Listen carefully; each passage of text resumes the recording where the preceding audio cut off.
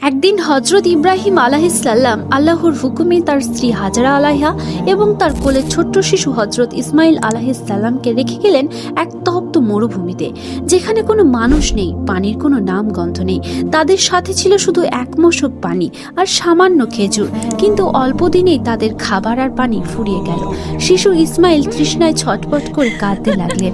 মা হাজেরা সেই কান্না সহ করতে না পেরে সাফা ও মারোয়া পর্বতের মধ্যে 7 বার পাগলের মতো ছোটাছুটি করতে লাগলেন, কোথাও যদি একটু পানির দেখা মেলে, কিন্তু কোথাও কিচ্ছু নেই। অবশেষে মা হাজেরা দেখলেন ছোট্ট শিশু ইসমাইল আলাইহিসসালাম যেখানে তার ছোট্ট পা দুটি দিয়ে বারবার আঘাত করছে, ঠিক সেই জায়গাটি ফেটে বার হয়ে এলো শীতল পবিত্র পানি, আল্লাহ তাআলার রহমতের ঝর্ণাধারা। তিনি আনন্দে আত্মহারা হয়ে বললেন, জমজম মানে থাম, অর্থাৎ পানি যেন বয়ে না যায়। তাই তিনি চারপাশ দিয়ে মাটি দিয়ে আটকে দিলেন। সেই থেকে শুরু হলো জমজম কূপের বিস্ময়কর ইতিহাস, যা আজও লক্ষ লক্ষ মানুষের তৃষ্ণা মিটিয়ে যাচ্ছে। প্রিয় দর্শক, যদি আপনিও আল্লাহর এই অলৌকিক ক্ষমতায় বিশ্বাসী হন, তাহলে কমেন্ট বক্সে লিখে যান সুবহানাল্লাহ।